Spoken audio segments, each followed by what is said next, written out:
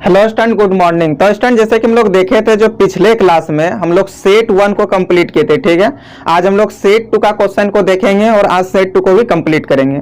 तो चलिए स्टूडेंट ज्यादा टाइम वेस्ट नहीं करेंगे, डायरेक्ट हम लोग ना टॉपिक पे चलते हैं। जो आज हम लोग का होने वाला है सेट 2 का सॉल्यूशन, उसका सभी क्वेश्चन को देखते हैं, ठीक है। तो देखिए स्टूडेंट, सेट 2 का जो फर्स्ट क्वेश्चन दिया हुआ ना, इसमें इंटीग्रेशन दिया है, ठीक है। और इसमें आपको 7 क्वेश्चन दिया हुआ है स्टूडेंट, ठीक है, सेक्शन ए में, जिसमें आपको 5 क्वेश्चन बनाना है, सॉल्व करना है। तो चलिए फर्स्ट क्वेश्चन इसका देखते हैं ये क्या दिया हुआ है, ठीक है। जो फर्स्ट क्वेश्चन दिया हुआ है स्टूडेंट वो है I equal to root x minus 1 by root x का होल स्क्वायर dx, ठीक है। इसका बोला है कि अब इंटीग्रेशन करके दिखाइए। तो चलिए लिखते हैं I equal to root x minus 1 by root x का होल स्क्वायर और dx, और इसका हमको इंटीग्रेशन फाइंड करना है। तो चलिए स्टूडेंट इसको देखते हैं कैसे हम लोग इंटीग्रेट करेंगे। बहुत सिंपल सा इसका इंटीग्रेशन है, बस आप a माइनस बी का होल स्क्वायर का फॉर्मूला लगाइए और आराम से आपका क्वेश्चन सॉल्व होगा, ठीक है। तो देखिए स्टूडेंट, I इक्वल टू लिखिए a माइनस बी का होल स्क्वायर का फॉर्मूला a स्क्वायर माइनस का 2ab और फिर प्लस का b स्क्वायर, ठीक है। और लास्ट में यहाँ पे dx करेंगे। अब देखिए I इक्वल टू क्या हो जाएगा स्टूडेंट, रूट एक्स का स्क्वायर, तो x होगा क्योंकि रूट से आपका स्क्वायर कैंसिल हो जाता है, तो x बचा। फिर माइनस का ये और ये टर्म कटेगा तो माइनस का 2 बचेगा, और यहाँ पे क्या होगा स्टूडेंट, तो प्लस का 1 बाय एक्स, क्योंकि 1 बाय रूट एक्स का होल स्क्वायर तो 1 बाय एक्स होगा ना, और यहाँ पे dx है। हम आपको बोले थे स्टूडेंट कि जब इंटीग्रेशन में आपको 2-3 टर्म प्लस माइनस के साथ दिख जाए तो सबको हम लोग अलग अलग इंटीग्रेट करेंगे, यही ना बोले थे। तो चलिए स्टूडेंट सबको अलग अलग इंटीग्रेट करते हैं।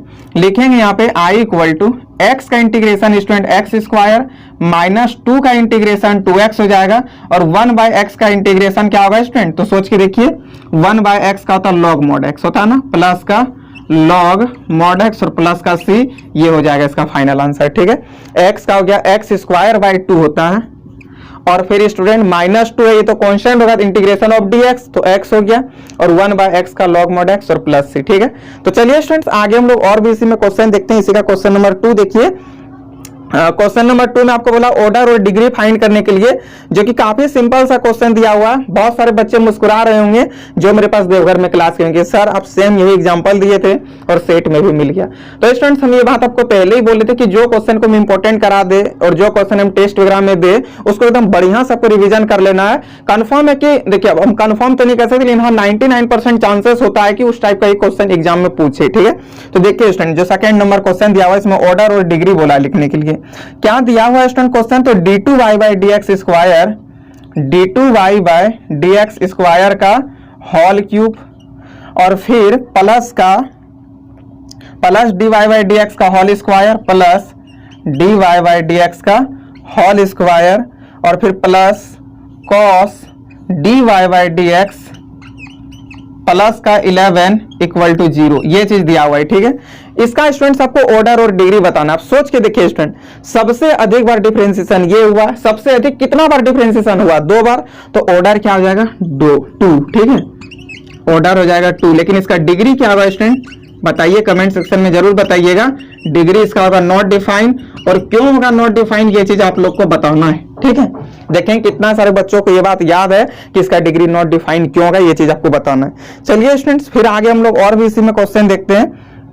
जैसे कि देखिए क्वेश्चन नंबर 3 में आपको क्या दिया हुआ है, ठीक है। क्वेश्चन नंबर 3 में स्टूडेंट्स आपको बोला है कि find a unit vector in the direction of vector, ठीक है। आपको एक वेक्टर दे दिया स्टूडेंट्स, आपको इसका यूनिट वेक्टर बोला है निकालने के लिए।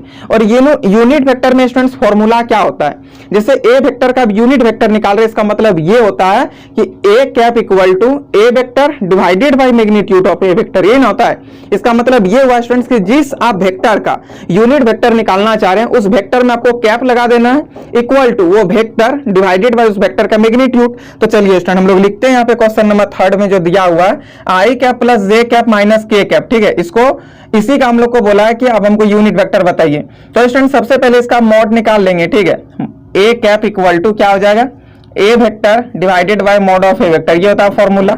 स्टूडेंट्स यहाँ पे बोला find the unit vector in the direction of the vector, ठीक है। आप इसको ए वेक्टर मान लीजिए, ए वेक्टर मान लीजिए, let A vector equal to क्या दिया हुआ, तो आई कैप प्लस का जे कैप और माइनस का के कैप। ठीक है, अब स्टूडेंट्स आप इसका क्या कीजिए, तो मैग्नीट्यूड फाइंड कर लीजिए। चलिए मैग्नीट्यूड फाइंड करना है तो काफी सिंपल है, क्या होगा, अंडर रूट आई कैप का कोफिशिएंट का स्क्वायर यानी कि 1 का स्क्वायर हो जाएगा, प्लस जे कैप का कोफिशिएंट का स्क्वायर और फिर प्लस के कैप का कोफिशिएंट का स्क्वायर, यही ना होगा। तो सोच के देखिए स्टूडेंट क्या होता है, mod of A vector equal to under root 3 होगा या नहीं। चलिए अब इस फॉर्मूला में आप रख दीजिए, तो देखिए finally A cap equal to क्या हो जाएगा स्टूडेंट, तो ए वेक्टर तो ये था यानी कि आई कैप प्लस का जे कैप माइनस का के कैप और divided by mod A vector, और मॉड ए वेक्टर का वैल्यू क्या है, √3। ये हो गया इसका फाइनल आंसर।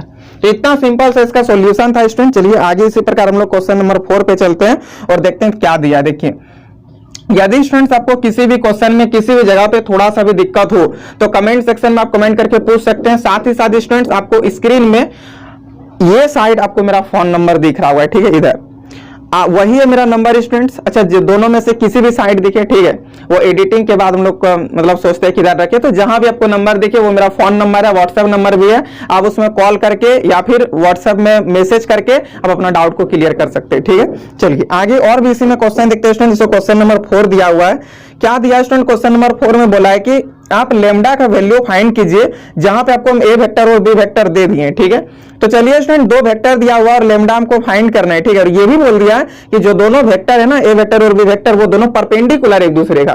तो चलिए स्टूडेंट सबसे पहले आप यहाँ पे लिखिए जो ए वेक्टर दिया सॉल्यूशन में गिवन दैट करके, सॉल्यूशन में गिवन दैट करके लिखेंगे।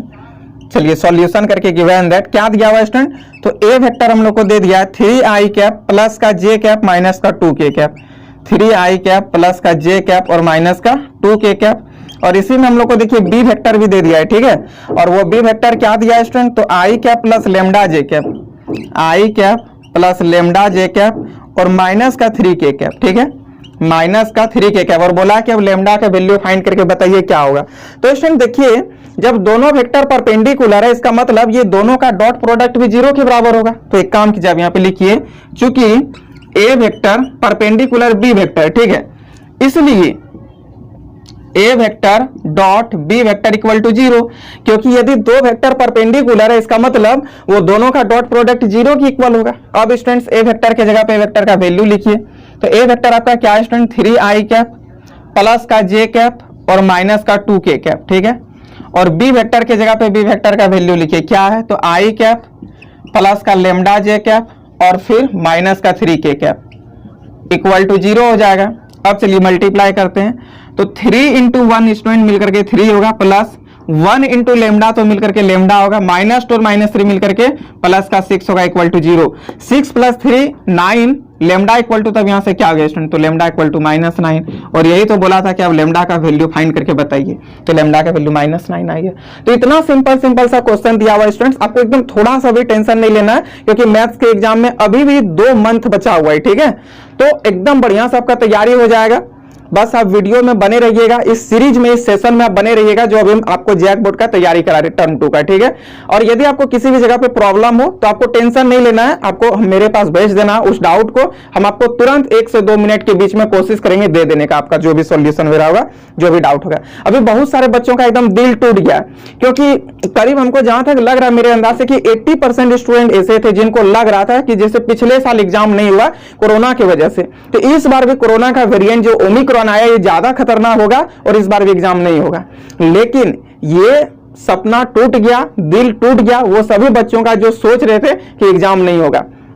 जैसे ही आपका डेट निकल गया एग्जाम का और अब तो एडमिट कार्ड भी आ गया है, आपको स्कूल में या फिर आप ऑनलाइन भी निकाल के देख लिए होंगे, तो अब एडमिट कार्ड भी मिल गया। अब वो सभी बच्चों का दिल टूट गया और वो सभी बच्चे वही थे जो बोल रहे थे कि पुष्पा इस बार झुकेगा नहीं साला। लेकिन आपको टेंशन नहीं लेना है क्योंकि संदीप राज है, इस बार संदीप राज 80 में 80 सभी बच्चे ला के दिखाएगा साला। ठीक है, तो चलिए स्टूडेंट्स आगे बढ़ते हैं क्या।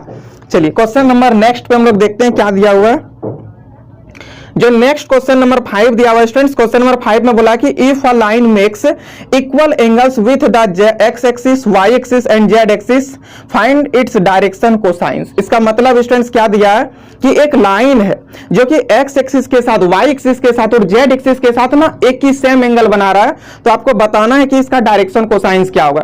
काफी इजी है स्टूडेंट, चलिए हम लोग देखते हैं। यहाँ पे सबसे पहले लिखिए सॉल्यूशन में, ठीक है, ये क्वेश्चन नंबर आपका कितना 5 है। सॉल्यूशन लेट अल्फा मान लेते हैं, अल्फा क्या दिया कि हाँ इक्वल एंगल्स बना रहा है ना, alpha makes angle with x axis, x y and z axis, z axis. ठीक है, अल्फा जो स्टूडेंट वो एंगल बना रहा है एक्स एक्सिस के साथ, वाई एक्सिस के साथ और जेड एक्सिस के साथ। ठीक है, तो हमको बोला कि यहां से आप डायरेक्शन कोसाइन बताइए क्या होगा। कोई बात नहीं, चलिए देखिए, आप जानते हैं स्टूडेंट कि एक्स एक्सिस के साथ जो अल्फा बनता है, एक्स एक्सिस के साथ जो एंगल बनता है वो क्या होता था, एल बराबर कॉस अल्फा, और वाई एक्सिस के साथ जो बनता था स्टूडेंट उसको हम लोग क्या बोलते थे, एम बराबर कॉस बीटा, और जो जेड एक्सिस के साथ बनता था स्टूडेंट उसको क्या बोलते थे, एन बराबर कॉस गामा बोलते थे कि नहीं, एल बराबर कॉस अल्फा, एम बराबर कॉस बीटा और एन बराबर कॉस गामा। लेकिन स्टूडेंट आप यहाँ पे ध्यान दीजिए, अल्फा तीनों के साथ बना रहा है। ठीक है, यानी कि अल्फा की जगह तो अल्फा आएगा ही, लेकिन बीटा की जगह पे भी क्या हो जाएगा, अल्फा ही होगा, और गामा की जगह पे भी क्या होगा, अल्फा ही होगा। क्यों, क्योंकि इक्वल एंगल्स बोला था, इसका मतलब कि सभी एंगल्स इक्वल हैं। ठीक है, इसलिए क्या होगा यहाँ पे कि सब के सब मतलब कॉस अल्फा की जगह तो कॉस अल्फा, लेकिन बीटा की जगह पे भी कॉस अल्फा जो, क्योंकि एंगल यहाँ पे क्या इक्वल हो रहा है। ठीक है, तो चलिए स्टूडेंट लिखेंगे एल बराबर कॉस अल्फा। ठीक है, ये तो फॉर्मूला भी होता था। अब यहाँ पे लिखेंगे एम बराबर कॉस बीटा, लेकिन स्टूडेंट बीटा नहीं, इस बार भी अल्फा होगा, क्योंकि बोला था इक्वल एंगल बन रहा है, यानी कि बीटा और अल्फा दोनों सेम है, और एन इक्वल टू भी क्या हो जाएगा यहाँ पे, कॉस अल्फा हो जाएगा। ठीक है, अब स्टूडेंट्स आप ध्यान में यदि होगा आपको तो आपको एक बात याद होगा, हम आपको बताए थे एक फॉर्मूला, वो फॉर्मूला क्या था स्टूडेंट कि l square plus m square plus n square का वैल्यू 1 के बराबर होता है, बोले थे ना। तो चलिए ये चीज हम लोग यहाँ पे लिखिए कि चूंकि l square plus m square plus n square equal to 1। ठीक है, अब स्टूडेंट एल के जगह पे अब एल का वैल्यू लिखिए, एल का वैल्यू क्या है, कॉस अल्फा है, तो कॉस अल्फा का स्क्वायर यानी कि कॉस स्क्वायर अल्फा हो जाएगा। एम के जगह पे स्टूडेंट आप एम का वैल्यू लिख दीजिए, यहाँ पे भी क्या कॉस अल्फा है, तो यहाँ पे भी क्या आ जाएगा, कॉस स्क्वायर अल्फा, और एन के जगह पे भी आप एन का वैल्यू लिख दीजिए, एन का वैल्यू क्या है, कॉस अल्फा, तो कॉस स्क्वायर अल्फा हो जाएगा इक्वल टू 1। अब सोच के देखिए ना, cos square alpha plus cos square alpha plus cos square alpha मिलकर के 3 कॉस स्क्वायर अल्फा होगा। तो चलिए लिखते हैं यहाँ पे 3 cos square alpha equal to 1। तो देखिए स्टूडेंट, जब 3 cos square alpha equal to 1 हो गया तो cos square alpha equal to कितना होगा, 1/3। तो चलिए कीजिए cos square alpha equal to 1/3। अभी तक में हम लोगों के पास कॉस स्क्वायर अल्फा मिला, लेकिन कॉस स्क्वायर अल्फा हम लोग को नहीं चाहिए, डायरेक्शन कोसाइन चाहिए। इसका मतलब होता है कि कॉस अल्फा यानी कि कॉस थीटा चाहिए। ठीक है, तो स्टूडेंट यहाँ पे कॉस थीटा चाहिए तो क्या करेंगे, इस स्क्वायर को इधर भेज देंगे। इस स्क्वायर को आप जैसे यहाँ पे भेजते हैं तो सोच के देखिए क्या हो जाएगा, कॉस अल्फा इक्वल टू √1/3, और इसका मतलब क्या होगा, cos alpha equal two plus minus 1/√3। ये हो गया आपका आंसर, यही हो गया आपका डायरेक्शन को। तो प्लीज इसका स्क्रीनशॉट लीजिए, फिर हम लोग आगे बढ़ते हैं। ठीक है, तो देखिए स्टूडेंट, जो नेक्स्ट क्वेश्चन नंबर 6 दिया ने, ये क्या लिखा है कि right down direction cosines of x axis, y axis and z axis. देखिए स्टूडेंट्स, आपको एक्स एक्सिस, वाई एक्सिस और जेड एक्सिस का डायरेक्शन कोसाइंस लिखने के लिए बोला, और ये काफी सिंपल है। हम आपको बोले थे कि जब एक्स एक्सिस का बोले आपको डायरेक्शन कोसाइन बताइए तो एक्स होगा 1, बाकी बात जो वाई और जेड होता है स्टूडेंट वो 0 हो जाएगा। जब वाई एक्सिस का आपको डायरेक्शन कोसाइन बोल दे तो वाई हो जाएगा 1, बाकी बात जो एक्स और जेड हो गया वो हो जाएगा 0। जब जेड एक्सिस का आपको बोले डायरेक्शन कोसाइन स्टूडेंट तो क्या हो जाएगा, एक्स और वाई 0, लेकिन जेड हो जाएगा आपका 1। ठीक है, मतलब कि स्टूडेंट जिस एक्सिस का आप डायरेक्शन कोसाइन देखिएगा वो उसका कोऑर्डिनेट मतलब एक्स कोऑर्डिनेट 1, यदि आप एक्स एक्सिस का देख रहे हैं, वाई एक्सिस का देख रहे हैं तो वाई कोऑर्डिनेट 1, बाकी बात सब 0।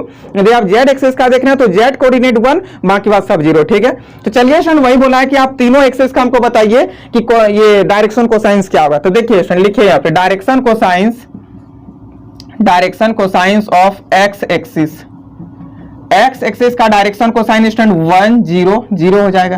होता है ना कोऑर्डिनेट कोई भी पॉइंट का एक्स वाई जेड, तो एक्स में आपका 1, बाकी बात दोनों 0। ठीक है, अब student direction cosines of y axis का क्या हो जाएगा, तो 0 1 और 0 हो जाएगा। Direction cosine of Z axis का क्या हो जाएगा स्टूडेंट, तो 0 0 और 1 हो जाएगा। ठीक है, तो इतना सिंपल था ये। चलिए आगे स्टूडेंट्स हम लोग और भी क्वेश्चन देखते हैं, जैसे कि क्वेश्चन नंबर 7। ठीक है, प्रोबेबिलिटी से क्वेश्चन दिया हुआ है, चलिए कोई दिक्कत नहीं, बनाते हैं। देखिए स्टूडेंट क्या दिया क्वेश्चन नंबर 7 में स्टूडेंट्स आपको दे दिया कि evaluate probability A intersection B, यानी कि स्टूडेंट्स आपको ए इंटरसेक्शन बी का वैल्यू फाइंड करना है। यदि आपको 2 probability of A equal to probability of B equal to 5/13 दे दिया है और probability of A by equal to 2/5 दे दिया है, ठीक है। तो काफी सिंपल सा है, चलिए इसको बनाते हैं, ठीक है। हमको student probability of A intersection B का वैल्यू चाहिए, यहाँ पे लिखिए सॉल्यूशन में गिवन दैट करके, ठीक है, यानी कि दिया हुआ है। क्या दिया है स्टूडेंट की probability of A intersection B equal to what, जहां पे स्टूडेंट्स आपको probability of 2 probability A equal to probability of B equal to 5/13 दे दिया है। तो सोच के देखिए स्टूडेंट, यहाँ पे प्रोबेबिलिटी ऑफ बी आपको 5/13 मिला, तो प्रोबेबिलिटी ऑफ ए कितना हो जाएगा, यानी कि 2 probability of A equal to 5/13। ये 2 को इधर ले आएंगे स्टूडेंट, तो क्या हो जाएगा डायरेक्ट यहाँ पे 26 हो जाएगा, होगा या नहीं। तो चलिए एक अच्छा कर दे या नहीं, ये हो गया। तो सोचिए नेक्स्ट स्टेप में करते हैं, पी इक्वल टू कितना हो जाएगा 5/26, ये चीज को लिख दिए, ठीक है। चलिए फ्रेंड्स आगे हम लोग को और भी इसमें एक चीज दिया हुआ है, वो क्या दिया हुआ, तो probability of A by B हम लोग को क्या दे दिया स्टूडेंट 2/5, इसको भी लिखिए, ठीक है। Probability of A by B equal to 2/5 दे दिया हुआ है, ठीक है, इस चीज को लिख लिए। हमको ये चाहिए स्टूडेंट, चलिए यहां पे लिखिए now probability of A by B का फॉर्मूला आप सब जानते हैं student. Probability of A by B का formula probability of A intersection B divided by probability of B होता है। आप यहां से इसका क्रॉस मल्टीप्लाई कर दीजिए, जैसे ही क्रॉस मल्टीप्लाई कीजिएगा तो probability of A intersection B equal to probability of A by B into probability of B हो जाएगा। अब student probability of A by B का वैल्यू देखिए क्या दिया हुआ है, तो probability of A by B का वैल्यू 2/5 दिया ना, तो चलिए हम लोग यहाँ पे लिखेंगे 2/5 इनटू प्रोबेबिलिटी ऑफ बी का वैल्यू क्या दिया हुआ है स्टूडेंट, तो 5/13, ये चीज लिख दिए, ये कटा तो 2/13 probability of A intersection B का वैल्यू हो गया, ठीक है।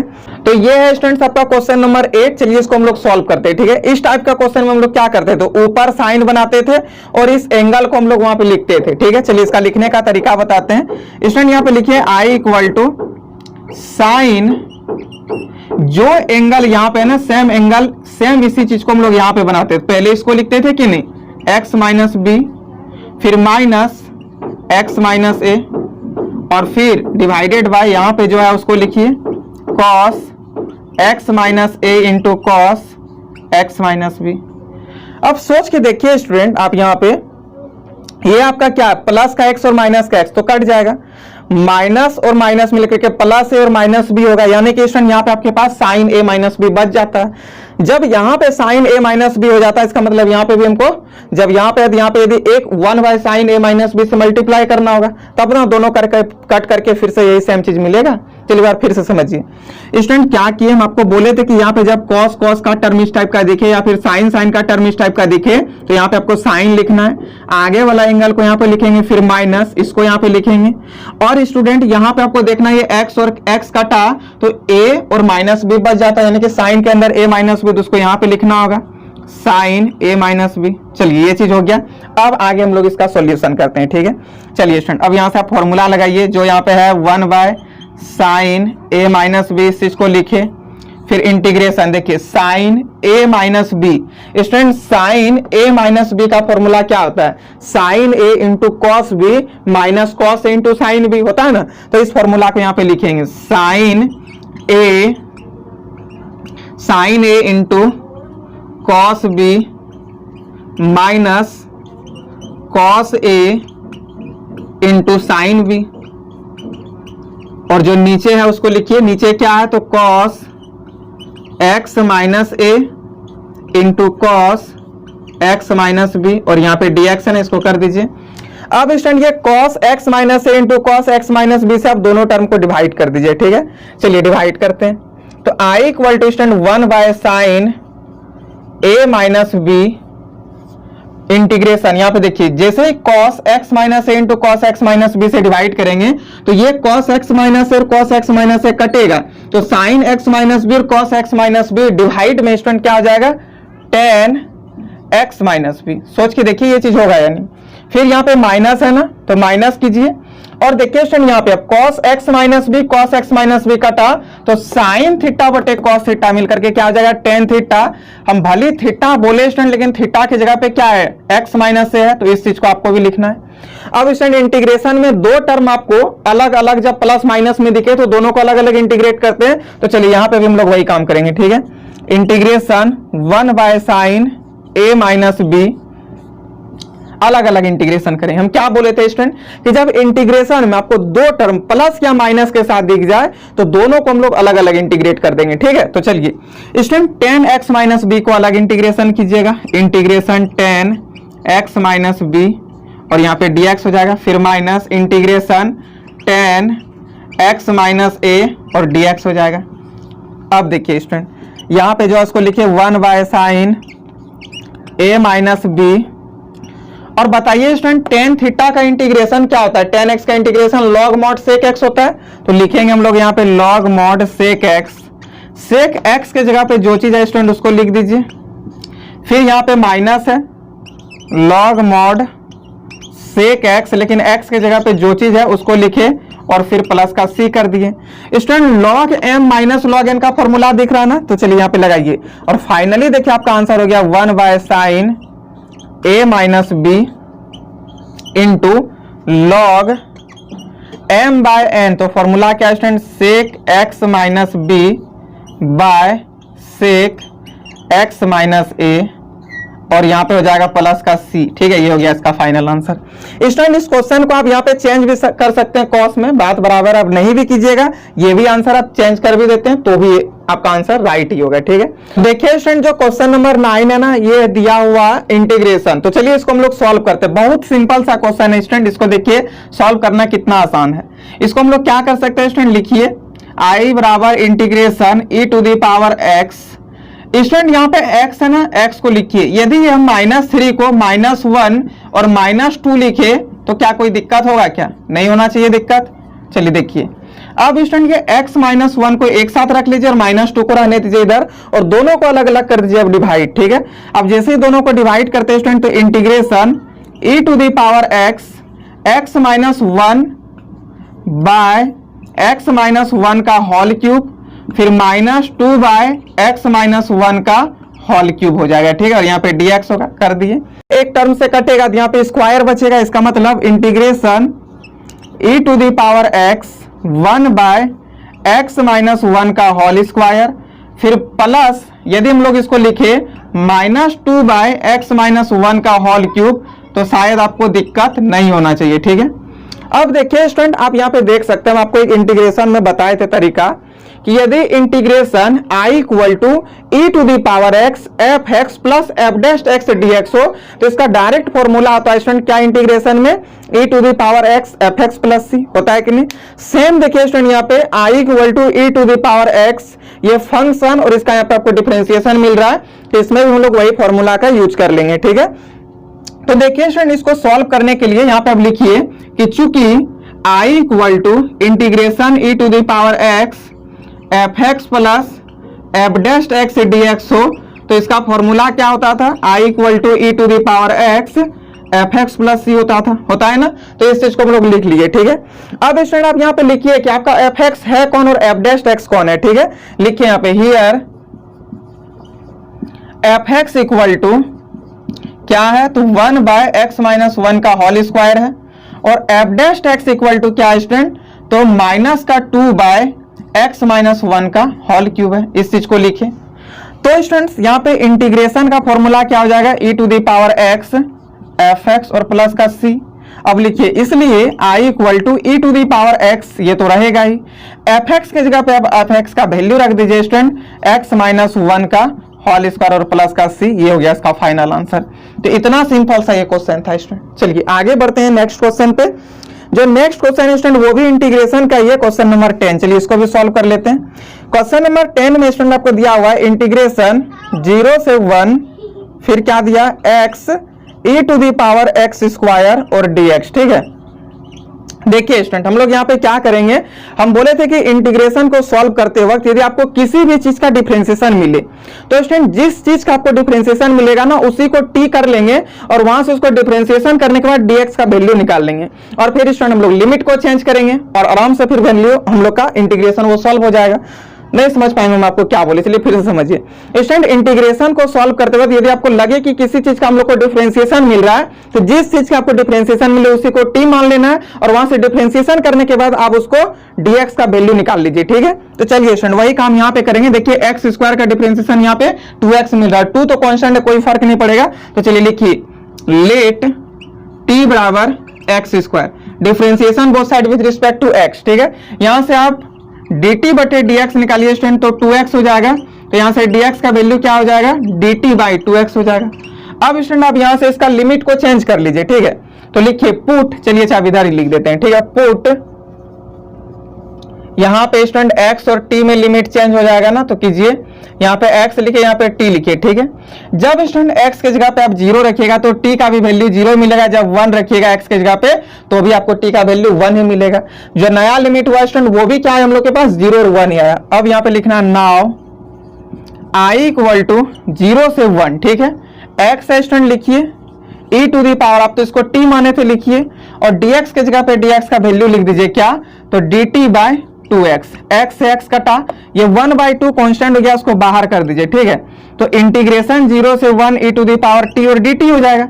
Integration e to the power t क्या होता है स्टूडेंट, तो e to the power t ही होगा। तो लिखिए i equal to 1/t e to the power t 0 से 1। एक बार अपर लिमिट और माइनस लोअर लिमिट कर देंगे तो फाइनली देखिए स्टूडेंट आपका आंसर आता है e to the power t, यानी कि 1 रखेंगे तो e टू दी पावर 1, और e टू दी पावर 1 का वैल्यू तो e होगा, फिर minus e to the power 0 का वैल्यू क्या आता है स्टूडेंट 1। ये हो गया आपका फाइनल आंसर। ठीक है, यानी कि 1/2 इंटू e माइनस 1। ठीक, तो चलिए स्टूडेंट्स आप इसका स्क्रीनशॉट लीजिए, फिर आगे हम लोग क्वेश्चन नंबर 11 को अब देखेंगे। तो देखिए स्टूडेंट जो क्वेश्चन नंबर 11 है ये क्या दिया है, इंटीग्रेशन 0 से π/2 sin x का power 2022 divided by sin x का पावर 2022 प्लस cos x का पावर 2022। ठीक है, तो स्टूडेंट इस क्वेश्चन को हम लोग कैसे सॉल्व करेंगे, आप लोग को हम बताए थे, ये एक्सरसाइज 16D का ये क्वेश्चन है RS अग्रवाल में। ठीक है, हम आप लोग को बोले थे स्टूडेंट कि जब भी कभी आपको 0 से लेकर के a यदि ये आपको दिखे, प्रॉपर्टीज बता रहे थे ना कि 0 से a यदि आपको इंटीग्रेशन में लिमिट दिख जाए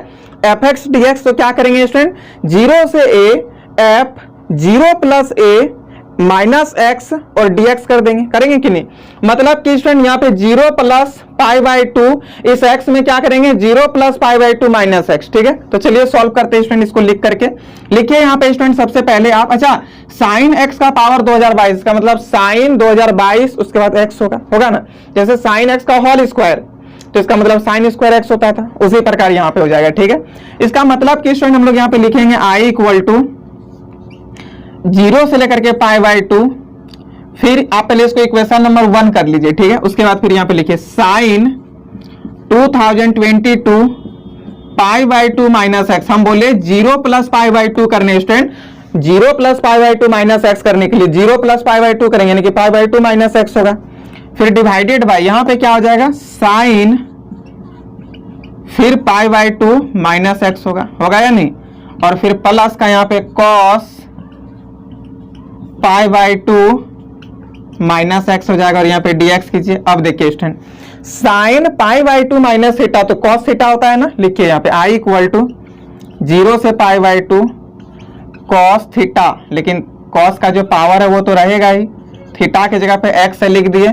यहाँ पे भी आपका क्या हो जाएगा स्टूडेंट, तो cos थीटा हो जाएगा π/2 माइनस थीटा में 2022, और यहाँ पे x लिखिए, फिर प्लस cos π/2 माइनस एक्स तो साइन 2022 और x हो जाएगा यहाँ पे dx। अब इसको इक्वेशन नंबर 2 कर लीजिए। अब स्टूडेंट दोनों इक्वेशन को जोड़िए, एडिंग इक्वेशन 1 एंड 2। ठीक है, लिखिए यहाँ पे एडिंग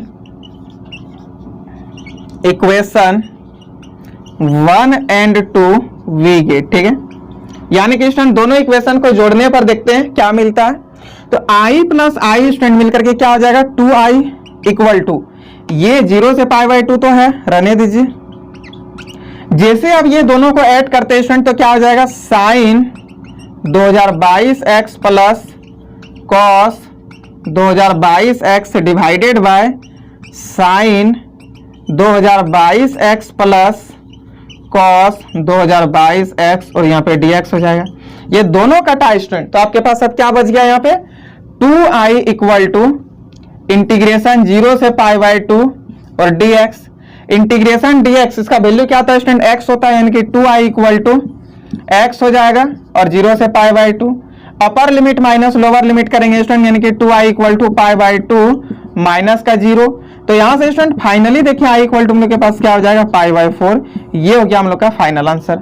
अब तो दिक्कत नहीं होना चाहिए स्टूडेंट। चलिए इसी तरह हम लोग नेक्स्ट क्वेश्चन की ओर बढ़ते हैं, जैसे कि आपका क्वेश्चन नंबर 12। देखिए स्टूडेंट क्वेश्चन नंबर 12 में बोला है कि अब राइट एंगल ट्राइंगल हमको प्रूफ करके बताइए कि क्या होगा। ठीक है, यानी कि student so that the points A इतना इतना इतना बी सी, मतलब आपको ए दे दिया, बी दे दिया और सी दे दिया है। ठीक है, are the vertices of a right triangle. ठीक है, राइट एंगल ट्राइंगल है, उसी का वर्टिसेस है ए बी सी, और आपको इसका पोजीशन वेक्टर मतलब ए का दे दिया है, बी का दे दिया और सी का दे दिया है, और आपको बोला अब इसको राइट एंगल ट्राइंगल प्रूफ करके दिखाएगी। तो चलिए स्टूडेंट कोई दिक्कत नहीं है, point A point B point से जब हम लोग को मिल ही गया यहाँ से, तो हम लोग यहाँ से A B vector, B C vector और ए सी वेक्टर निकाल लेंगे। लेकिन उससे पहले हम आपको एक रफ फिगर यहाँ पे बना के दिखाते हैं स्टूडेंट, किसका, तो राइट एंगल ट्राइंगल का। ठीक है, राइट एंगल ट्राइंगल क्या होता है स्टूडेंट्स की उसका एक कॉन 90 डिग्री का होता है।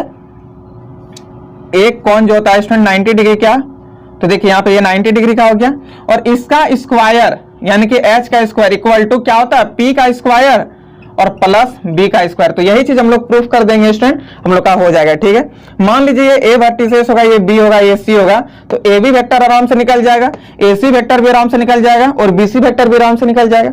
a b वेक्टर कैसे निकलेगा स्टूडेंट, तो position vector of b minus position vector of a करके। तो चलिए यहाँ पे लिखिए स्टूडेंट क्वेश्चन नंबर 12 में a b वेक्टर। ठीक है, A B vector equal to क्या होगा, पोजीशन वेक्टर ऑफ बी। तो पोजीशन वेक्टर ऑफ बी क्या है यहाँ पे, I cap minus 3j cap minus का 5k कैप, माइनस का 3j कैप माइनस का 5k कैप, फिर माइनस ए वेक्टर। ठीक है स्टूडेंट, ए वेक्टर आपके पास क्या दिया हुआ है, 2i cap minus j cap plus k cap, 2i cap minus j cap plus का k कैप। चलिए अब देखते हैं स्टूडेंट्स, आगे हम लोग इसको सॉल्व करते हैं। ठीक है, तो क्या हो जाएगा, A B vector equal to I में माइनस 2i करेंगे तो माइनस का i हो जाएगा, माइनस 3 और अब माइनस माइनस प्लस, तो मिलकर के माइनस का 2j कैप होगा, माइनस 5k कैप और माइनस मिलकर के माइनस का 6k कैप हो जाएगा। ठीक है, ये चीज लिख लिया स्टूडेंट। अब हम लोग यहाँ से BC वेक्टर भी लिख लेते हैं। तो देखिए student BC vector equal to क्या होगा, सोच के देखिए स्टूडेंट, BC वेक्टर का formula position vector of C माइनस पोजीशन वेक्टर ऑफ B, तो 3i कैप माइनस का 4j कैप और माइनस का 4k कैप है, इसको लिखिए। फिर इसमें स्टूडेंट माइनस करेंगे क्या, position vector of B. Position vector of B क्या है, आई कैप माइनस 3j कैप और माइनस का 5k कैप, इसको लिखिए। आई कैप माइनस का 3j कैप और माइनस का 5k कैप, ये चीज लिखिए। देखिए स्टूडेंट यहाँ से BC वेक्टर जो है क्या होगा, 3i में माइनस i तो 2i होगा, माइनस 4j और प्लस 3j मिलकर के क्या हो जाएगा स्टूडेंट, माइनस का j cap minus 4k cap और यहाँ पे प्लस का 5k कैप, तो मिलकर के क्या हो जाएगा स्टूडेंट, केवल k कैप। ठीक है, अब हम लोग यहाँ से निकाल, तो ये हो गया स्टूडेंट BC वेक्टर। चलिए अब हम लोग निकालते हैं AC वेक्टर। ठीक है, तो AC वेक्टर क्या होता है student, position vector of C माइनस पोजीशन वेक्टर ऑफ A।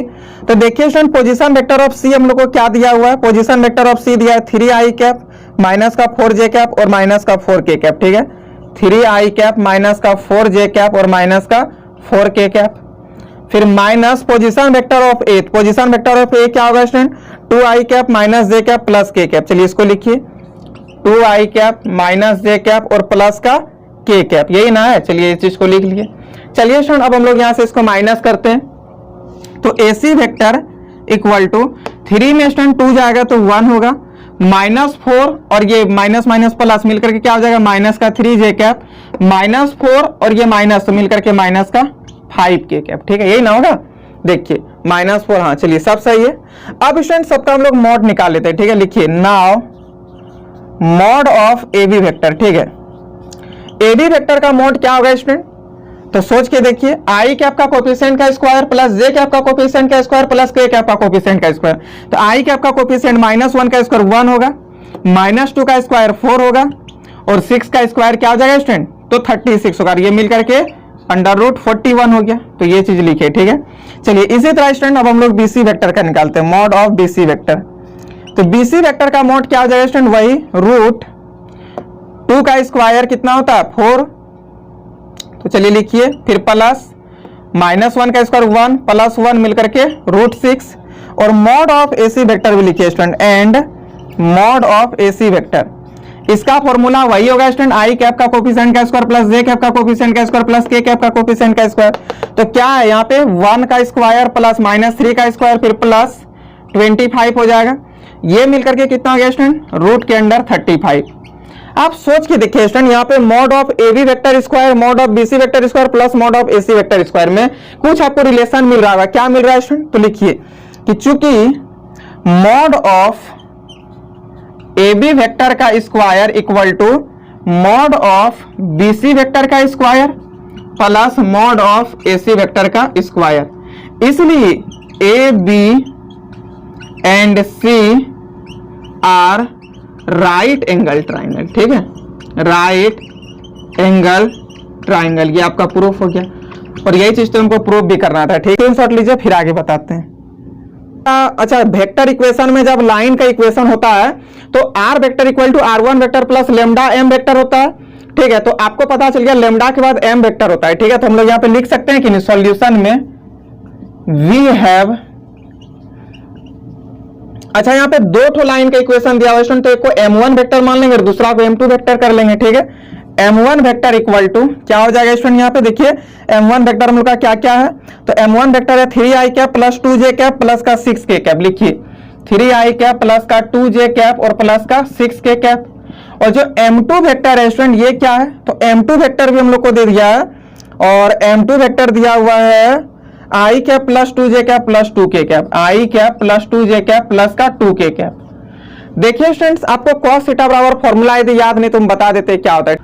तो cos थीटा बराबर फॉर्मूला आता है student mod of m1 vector cross m2 vector divided by magnitude of m1 vector into m2 vector, यही ना होता है। यानी कि स्टूडेंट सबसे पहले हमको ये दोनों का क्रॉस मल्टीप्लीकेशन फाइंड करना होगा, तब ना हम लोग इसका मॉड्यूलस निकाल पाएंगे। तो लिखिए now m1 vector cross m2 vector equal to क्या हो जाएगा student, i cap j cap k cap. ठीक है, आई कैप यहाँ पे क्या है 3 हो जाएगा, 2 6 1 2 और 2 होगा। चलिए स्टूडेंट यहाँ से कीजिए ये और ये खत्म, तो 2 2 जा 4 और माइनस का यहाँ पे क्या हो जाएगा 12, यानी कि 4 - 12 होगा। माइनस का जे कैप, तो ये और ये कैंसिल, 6 और माइनस का 6 हो जाएगा स्टूडेंट। फिर प्लस का देखिए यहाँ पे के कैप होगा, तो ये और ये कैंसिल, यहाँ पे क्या हो जाएगा 6 और माइनस का 2, ये चीज लिखे। अब चलिए इसको हम लोग इसको सॉल्व कीजिए, तो क्या हो जाएगा m1 vector cross m2 vector equal to minus का 8i कैप, फिर यहाँ पे क्या हो जाएगा 0j कैप, तो कैंसिल हो गया, और यहाँ पे प्लस का 4k कैप। ठीक है, इसका मॉड निकालिए स्टूडेंट, तो mod of m1 vector cross m2 vector equal to under root i cap का कोफिशिएंट का स्क्वायर 64 प्लस का 16, तो रूट 80 होगा स्टूडेंट, और रूट 80 को 4√5 भी हम लोग लिख सकते हैं। ठीक है, ये चीज लिख लिए। अब स्टूडेंट्स m1 वेक्टर का मॉड और m2 वेक्टर का भी मॉड निकालना होगा, तो लिखिए यहाँ पे m1 वेक्टर का मॉड इक्वल टू क्या हो जाएगा रूट 3 का स्क्वायर 9 प्लस 4 प्लस का 36। देखिए 3 का स्क्वायर 9 हो गया, 2 का स्क्वायर 4 हो गया और 6 का स्क्वायर 36 हो गया, और ये मिल करके कितना होगा 49। इसका वैल्यू क्या होगा स्टूडेंट 7। ठीक है, और m2 वेक्टर का मॉड क्या होगा, तो रूट 1 प्लस 4 प्लस 4, तो 9 मिलकर के हो जाएगा 3। ठीक है, अब लिखिए स्टूडेंट वी नो दैट, यानी कि जैसा कि हम जानते हैं, क्या जानते हैं स्टूडेंट बताइए, तो cos theta equal to formula आप जानते हैं क्या, mod of m1 vector cross m2 vector divided by mod of m1 into m2 vector. ठीक है, ये चीज लिखिए। चलिए इसका वैल्यू लिखिए स्टूडेंट, इसका वैल्यू देखिए 4√5 आया ना, यहाँ पे लिखिए 4√5, और इसका वैल्यू क्या आया स्टूडेंट, तो इसका वैल्यू 7 × 3 आया, लिखिए 7 × 3। तो देखिए स्टूडेंट फाइनली जो आपके पास थीटा बराबर होगा क्या होगा, cos इनवर्स 4√5/21, ये हो गया इसका फाइनल आंसर। ठीक है, तो इतना इजी था स्टूडेंट्स एंगल निकालना, दो लाइन के बीच में, दो स्ट्रेट लाइन का जब इक्वेशन दे दे तो इस तरह आप उसका निकालिए। ठीक है, एंगल। प्रोबेबिलिटी ऑफ ई हम लोग को दे दिया है 0.6। ठीक है, ये लिखिए probability of E equal to 0.6। Probability of F हम लोग को देखिए क्या दे दिया है, तो प्रोबेबिलिटी ऑफ एफ दिया है 0.3, और probability of E intersection F दे दिया है 0.2। ठीक है, ये सारा चीज हम लोग को दिया हुआ है स्टूडेंट्स, और बोला कि probability of E union F find करके दिखाइए क्या होगा। तो चलिए स्टूडेंट, फर्स्ट क्वेश्चन जो है probability of E union F, ठीक है, इसको फाइंड करेंगे। और स्टूडेंट हम आपको फॉर्मूला बताए थे probability of E union F का, क्या होता है फॉर्मूला? तो probability of E plus probability of F minus का probability of E intersection F, यही ना बोले थे? तो चलिए लिखिए यहाँ पे प्रोबेबिलिटी ऑफ ई प्लस का probability of F plus probability of F और माइनस का probability of E intersection F. ठीक है, देखिए स्टूडेंट, प्रोबेबिलिटी ऑफ ई का वैल्यू क्या है? 0.6 है, प्लस प्रोबेबिलिटी ऑफ एफ का वैल्यू क्या है? तो 0.3 है, और minus probability of intersection F का वैल्यू क्या है? 0.2। अब इसको जैसे ही ऐड आउट करते हैं स्टूडेंट तो 0.7 आएगा। ये हो गया इसका फाइनल आंसर। ठीक है, और स्टूडेंट सेकेंड नंबर जो क्वेश्चन है ना, वो ये बोला है कि आप probability of E bye F find करके बताइए क्या होगा। तो student probability of E bye F का फॉर्मूला क्या होता है? Probability of E intersection F divided by probability of F. ठीक है, अब सोचिए probability of E intersection F का वैल्यू कितना दिया हुआ है? तो 0.2, और प्रोबेबिलिटी ऑफ एफ का वैल्यू कितना दिया हुआ है? 0.3। तो इसका फाइनल आंसर हो गया 2/3। इतना इजी था क्वेश्चन। चलिए थर्ड नंबर क्वेश्चन में देखिए क्या बोला था। इसी का स्टूडेंट जो थर्ड नंबर क्वेश्चन है ना, उसमें बोला कि probability of F by E बताइए क्या होगा। तो इसका स्टूडेंट फॉर्मूला क्या था? Probability of F intersection E divided by probability of E. ठीक है, और हम आपको बोले थे स्टूडेंट की probability of E intersection F हो या फिर probability of F intersection E हो, बात बराबर होता है। जैसे probability of A intersection B हो या फिर probability of B intersection A हो, सेम बात होता है ना। तो वही चीज यहाँ पे student probability of F intersection E और probability of E intersection F दोनों का वैल्यू सेम हो जाएगा, यानी कि 0.2, और प्रोबेबिलिटी ऑफ ई का वैल्यू 0.3, अच्छा 0.6 दिया हुआ है। ठीक है, अब जैसे आप इसको कट आउट करते हैं स्टूडेंट तो 1/3 होगा। ये हो गया आपका फाइनल आंसर। तो इतना इजी इसका सॉल्यूशन था स्टूडेंट्स। ठीक है, और आज हम लोग का सेट सी तक, अच्छा सेट बी तक कंप्लीट हो गया। ठीक है स्टूडेंट, नेक्स्ट डे यानी कि अगला लेक्चर में हम लोग सेट सी को कंप्लीट करेंगे, क्योंकि फिर वीडियो का लेंथ ज्यादा हो जाएगा तो फिर ज्यादा मजा नहीं आता पढ़ने में, है ना।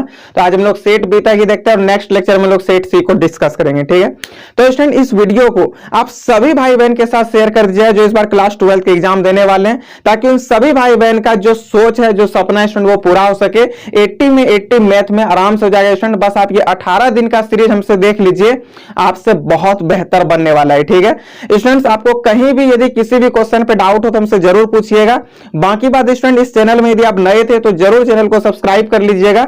वीडियो यदि पसंद आए तो ही लाइक कीजिए और अपने दोस्तों यार और मित्रों के साथ शेयर कीजिएगा। ठीक है, बाकी बात स्टूडेंट, इसी तरह पढ़िए, मेहनत कीजिए और एंजॉय भी कीजिए।